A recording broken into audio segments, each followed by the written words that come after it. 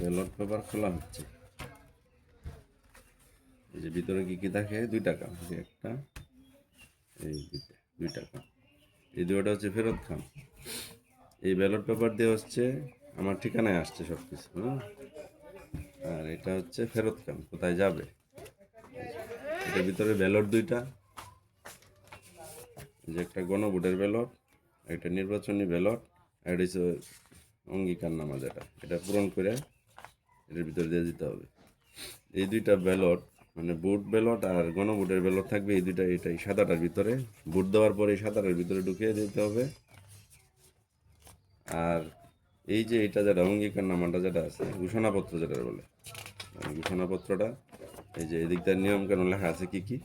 আর এখানে হচ্ছে এই যে এটা পূরণ করতে হবে, যে এখানে এই যে নির্বাচনের ক্রমিক নম্বর, মানে এই যে এই নম্বরটা, সবগুলোর মধ্যে কিন্তু এই নম্বরটা দেওয়া আছে। এই যে এখানে এই নম্বরটা কিন্তু একই, এই নম্বরটা ক্রমিক নম্বর। ইভেন ব্যালটের ভিতরে, ব্যালটের মধ্যে এই নাম্বারটা দেওয়া আছে, এই যে নাম্বারটা সব ডিমান্ড দিচ্ছে।